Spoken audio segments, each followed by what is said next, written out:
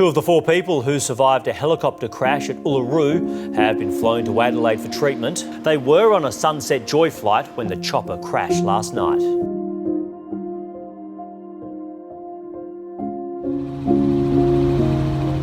I was a helicopter pilot out at Uluru doing a lot of scenic flights, which was incredible. It was 17th of January 2018.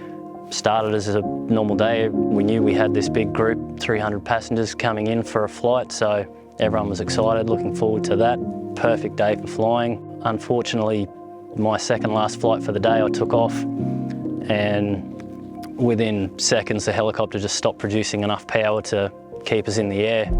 After we crashed, I remember I was hanging from my seatbelt, and that was the only pain that I could feel. I tried to stand up to take the weight off my waist, but I wasn't able to do that. After the ambulance and the Uluru Fire Brigade turned up, and then I was flown back to the Uluru ambulance station, and from there we waited for the Royal Flying Doctors to come in. In Alex's case, we didn't need to know what his injuries were before we left. We just needed to know that a helicopter had crashed and we had to get there immediately.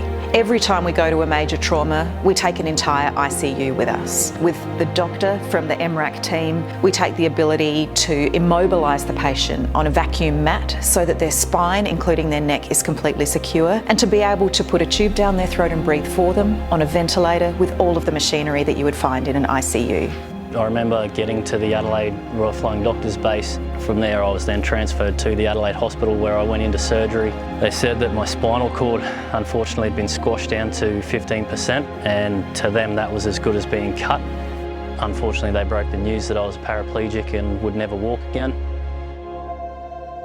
I do remember at the time I was very adamant that I was going to walk again. And I remember telling the doctors and the rehabilitation lady that I would. Once I'd had surgery in Adelaide, I was then transferred by the Royal Flying Doctors up to Brisbane.